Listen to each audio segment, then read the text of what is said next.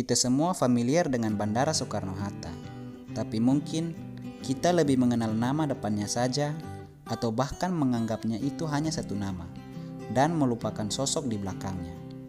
Tapi justru tanpa Hatta, takkan ada bandara ini, Soekarno, bahkan bangsa ini. Dia salah satu pemikir terhebat yang bangsa ini pernah punya. Dialah Muhammad Hatta. Lahir dengan nama Muhammad Hatta pada tanggal 12 Agustus 1902. Pada tahun 1921, Bung Hatta pergi ke Rotterdam, Belanda untuk belajar ilmu perdagangan dan ilmu bisnis di Nederland Handel Hogeschool di Belanda. Ia kemudian tinggal selama 11 tahun di sana. Keinginan dan semangat berorganisasi Bung Hatta makin terlihat waktu beliau aktif di kelompok Indonesische Vereniging yang merupakan perkumpulan pemuda-pemuda Indonesia yang memikirkan dan berusaha memajukan Indonesia. Januari 1925, organisasi ini dinyatakan sebagai sebuah organisasi politik yang kemudian dinamai Perhimpunan Indonesia.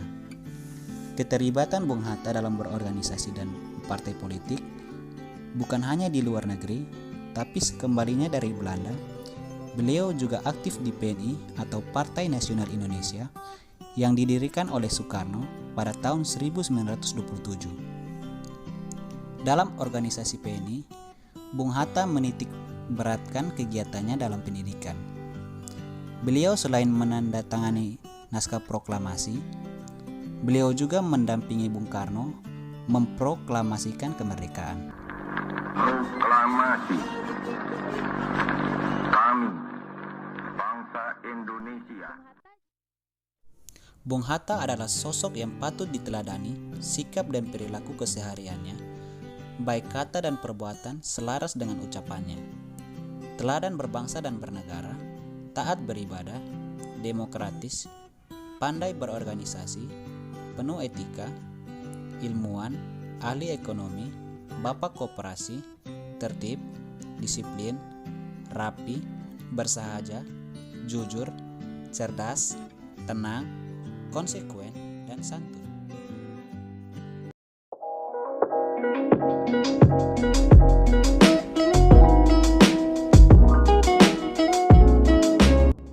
Salah satu nilai dasar akuntabilitas yang dimiliki oleh Bung Hatta ialah konsistensi, di mana Bung Hatta banyak memberi kritik terhadap pergerakan nasional Indonesia yang dianggap tidak mencerminkan kepribadian bangsa.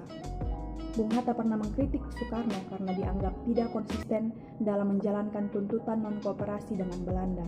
Pada saat itu, Bung Hatta marah besar karena Soekarno mengirimkan surat yang berisi penyesalannya kepada pemerintah Belanda. Soekarno menulis akan berhenti melakukan pergerakan politik yang menentang pemerintah dan Bung Hatta mengecam kejadian tersebut.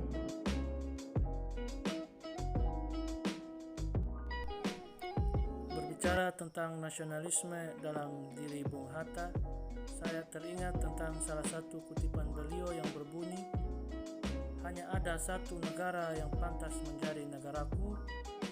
Ia tumbuh dengan perbuatan dan perbuatan itu adalah perbuatanku." Rasa nasionalisme Bung Hatta beliau tunjukkan dengan tindakan-tindakannya. Beliau ikut bahu-membahu memperjuangkan kemerdekaan bersama seluruh lapisan masyarakat, dan beliau selalu mencintai dan mendahulukan kepentingan tanah air.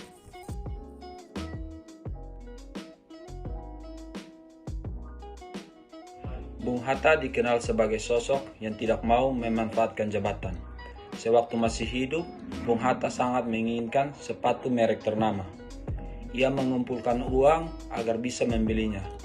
Padahal dengan statusnya sebagai wapres di masa itu, ia bisa saja memanfaatkan jabatannya. Namun Bung Hatta memilih untuk tidak meminta sesuatu karena kepentingan pribadinya.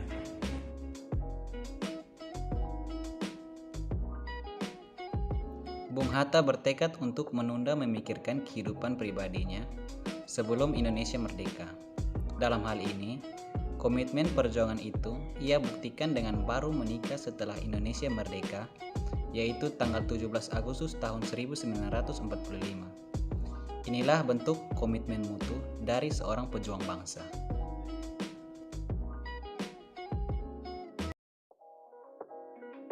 Nilai selanjutnya yaitu tentang anti korupsi.